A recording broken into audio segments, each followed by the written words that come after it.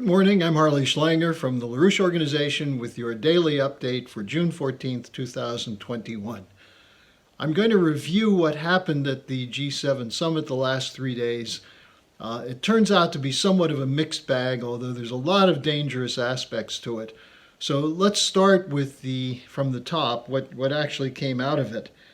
The agreement, well, let's just start with Joe Biden. Biden kept proclaiming the U.S. is back, the U.S. is back. Macron said we're glad to have the U.S. back. Everyone seemed to have that. But what does that mean? What is the U.S. back for?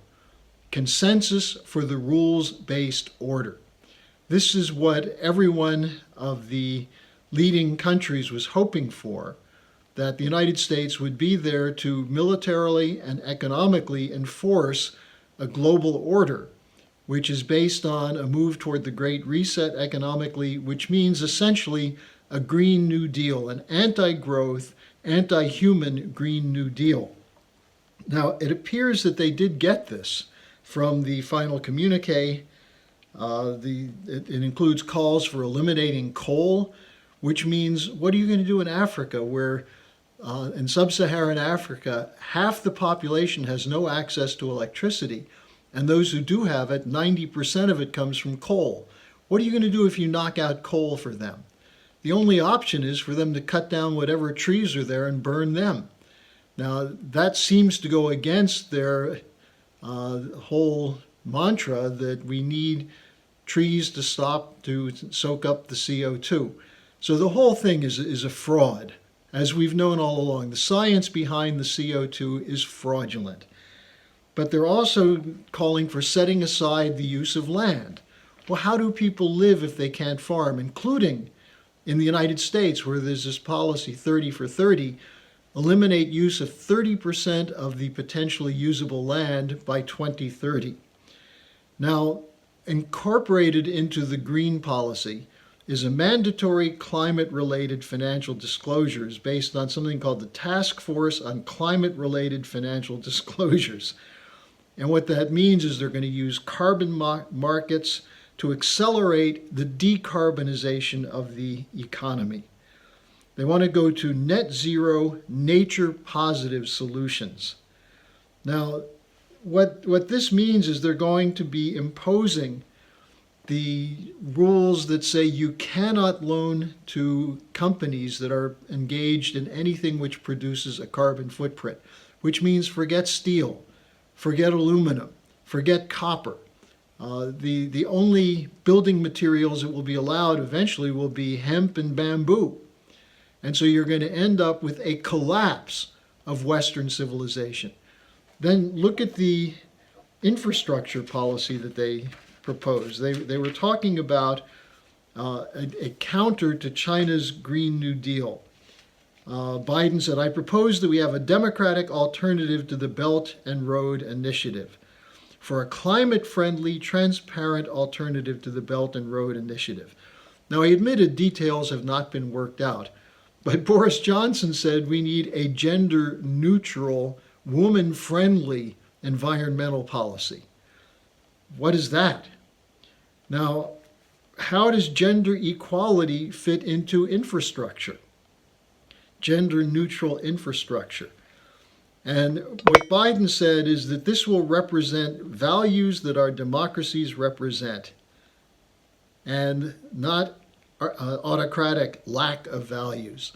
So the language was the rules-based order, the alliance of democracies against the autocracies. Now, Blinken, in discussing this, made the point, again, to get back to the financial side of things, that the U.S. will leverage private finance for Build Back Better world projects. We'll work on pooling investments, pooling funds, bringing the private sector in. This is the idea of a 30 to 50 or even $60 trillion pool of funds that will go towards expenditures to transform electricity grids around the world to solar and wind power, which will not provide adequate electricity or energy for the populations, will certainly not allow development in the poorer countries.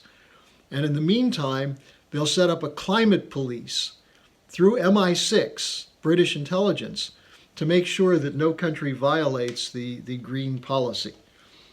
Now, all of this then is built on top of an anti-China policy.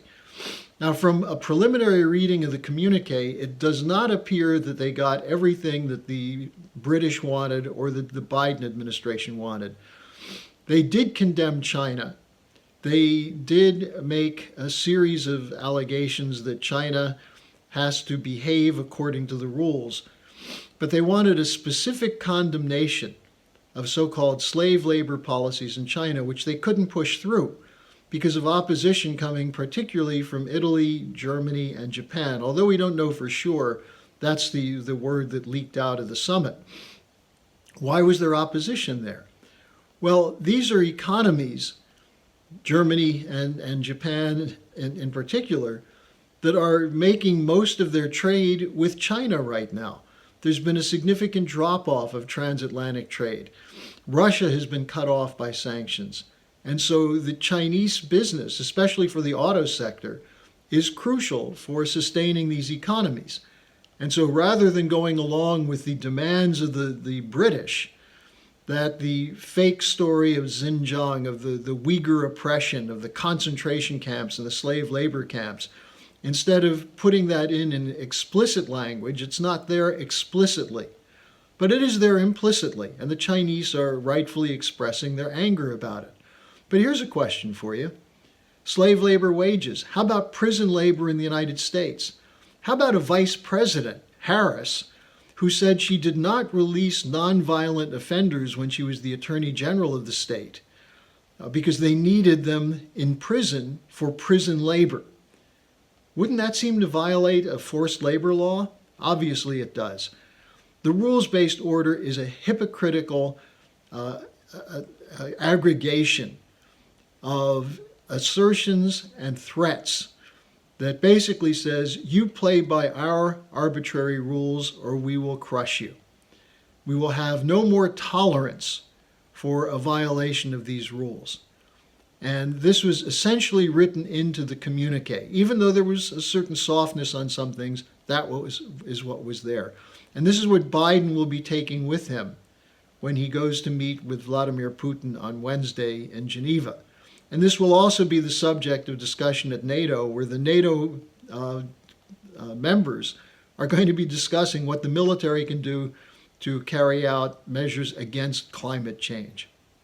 Now, there's another side to this. Besides opposition from Russia and China to the Great Reset and the Green New Deal, there was a big setback over the weekend with a referendum in Switzerland. Swiss voters rejected essentially a Green New Deal policy for Switzerland because this would have increased costs in fuel, in taxes, and also utility, electricity costs. The Swiss voters voted against it. So if you're for democracy, you have to accept the fact that Switzerland rejected the Green New Deal. Now, also, polls that previously were tilted towards showing that the Greens were going to possibly end up winning the chancellorship in Germany in the September elections are showing a drastic drop for the Greens in the last few weeks, almost a 10% drop in the polls after their absolutely anemic performance in the state elections in Sachsen-Anhalt. Is it possible that in Green Germany and in Switzerland, the population is now rebelling against these green policies, knowing that for no scientific reason, they're being told to give up coal, give up nuclear, give up infrastructure investment, give up industry, and accept a post-industrial world order dominated by usurious banks and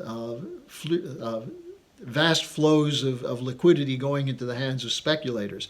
Maybe there's an awakening on this, and that's what we have to mobilize for. You have Russia and China and a number of other countries in opposition to the anti-growth policies of the Green New Deal. We're seeing an awakening in countries like Switzerland, even in Germany. What about the United States? Why should Americans tolerate the destruction of American industry on the basis of false science? So we'll have more on this over the course of the week after the NATO summit and then building up to the meeting between Biden and Putin. If you want more on the rules-based order and the fraud involved in this, Mike Billington and I did presentations this last Saturday for the Schiller Institute Manhattan Project. You can find those on the schillerinstitute.com website, where you can also register for our conference on the 26th and 27th of June, an online conference. So that's my update for today. Thank you, and I'll see you tomorrow.